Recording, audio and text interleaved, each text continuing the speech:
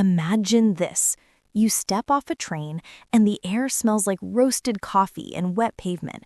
You look up, and there it is, the Iron Lady, the Eiffel Tower, sparkling against the night sky. Hello, everyone, and welcome back to English Talk. I'm Emma. And I'm Lauren. Today, we aren't just talking about English, we are taking you on a journey. We are going to Paris. That's right. We are going to guide you through the entire experience, from the moment you click book on your computer to that final delicious bite of a crepe. We'll cover the travel words you actually need. We're talking about navigating airports, surviving the metro, and ordering food without fear. So grab your passport, metaphorically speaking, and let's get started. Lauren, when we talk about Paris, where does it all begin? It begins with the logistics, the booking. Everyone travels differently. I feel like this is where the travel personality really shows. When I book a ticket to Europe, I always look for the morning flights. Morning? Really? That sounds painful. No, it's magical. You get to the airport when the world is waking up, you board the plane, and you land in Paris just as the day is finishing. You get to see the transition. See, I'm the complete opposite. I am strictly a night flight person. Because you like the darkness? I like to sleep. I want to get on the plane, close my eyes, and wake up in Paris. It's like teleportation. I don't want to experience the journey part. I want to experience the destination. Practical as always. But what about accommodation? This is another big debate. Hotel or apartment? Well, hotels are easy. You have a concierge, room service. True, but I think for Paris, you have to go with a vacation rental apartment. It's about the kitchen. Why the kitchen? You're on vacation. I have this fantasy, and it's a reality too, of going to a local market, buying fresh cheese, some grapes, maybe a bottle of juice, and bringing it back. When you have a kitchen, you aren't just a tourist, you're a temporary Parisian. Okay, the apartment is booked. Now, the suitcase. Emma, look at this. Are these going to Paris?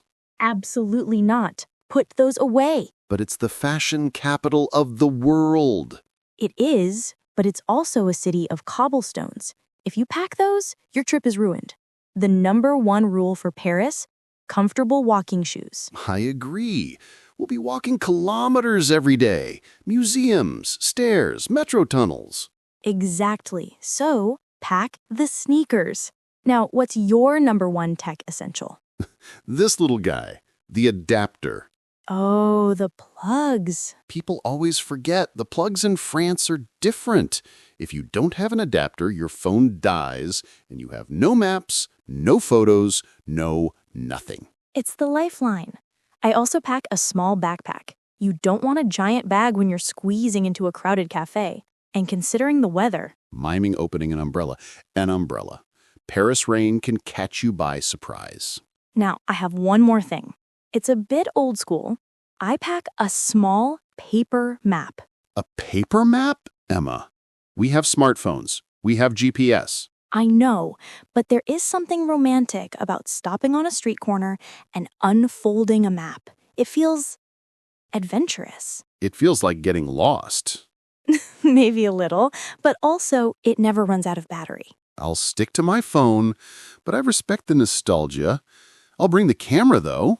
A real one. Fast forward to travel day. We arrive at the airport. What's the first step?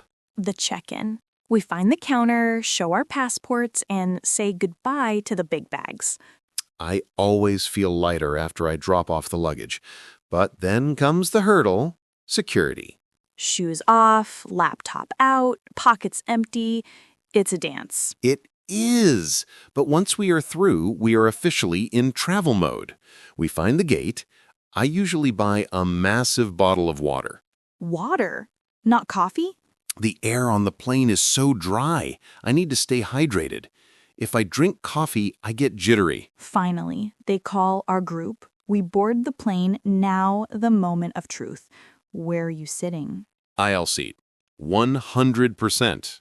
No way. Window seat. Emma, think about the leg room. In the aisle, I can stretch one leg out. I can get up and walk around without climbing over people. It's about freedom. But the window! You can lean your head against the wall to sleep, and the view, watching the clouds, seeing the land turn into a map below you, it's the best part.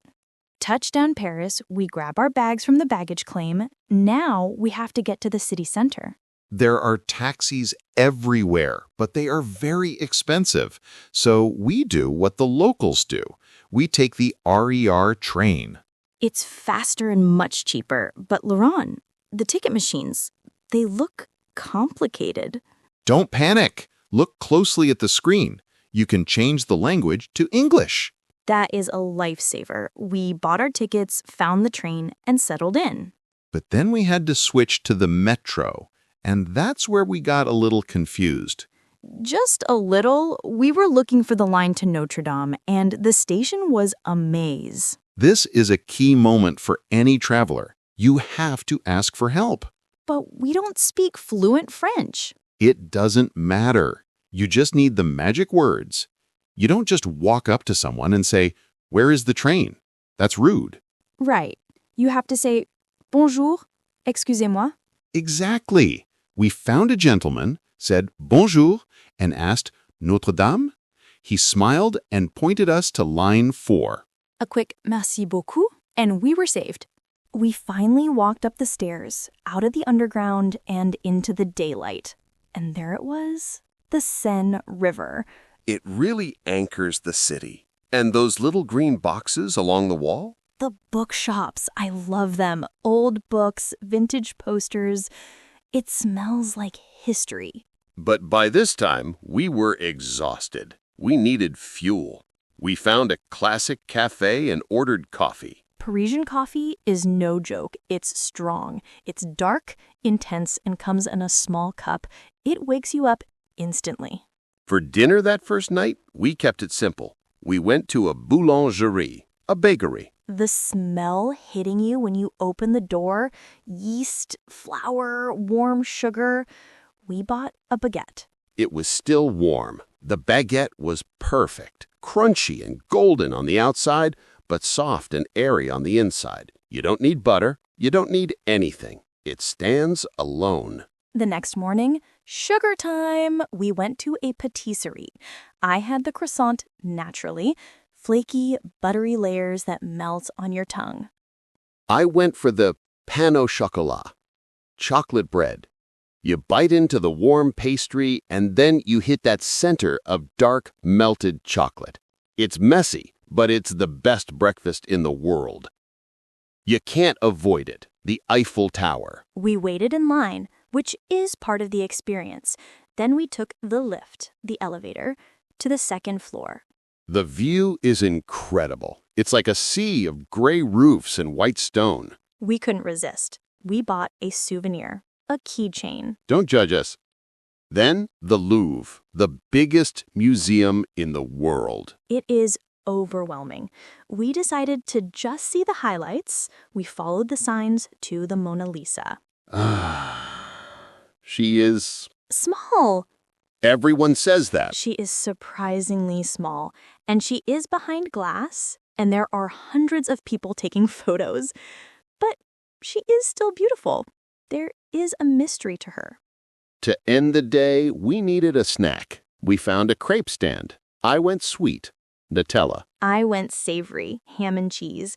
We ate them walking down the street, watching the Eiffel Tower sparkle.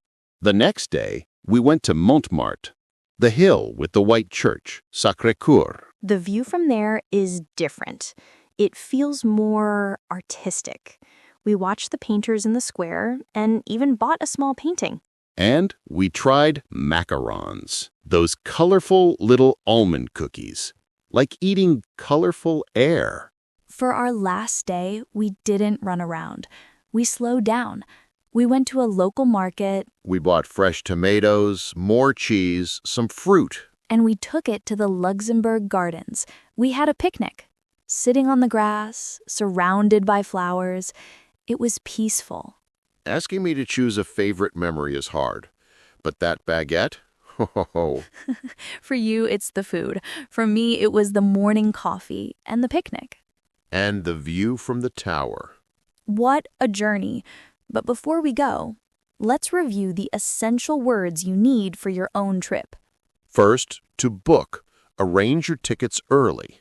To pack. Put the right things in your bag. Don't forget the adapter. Sightseeing.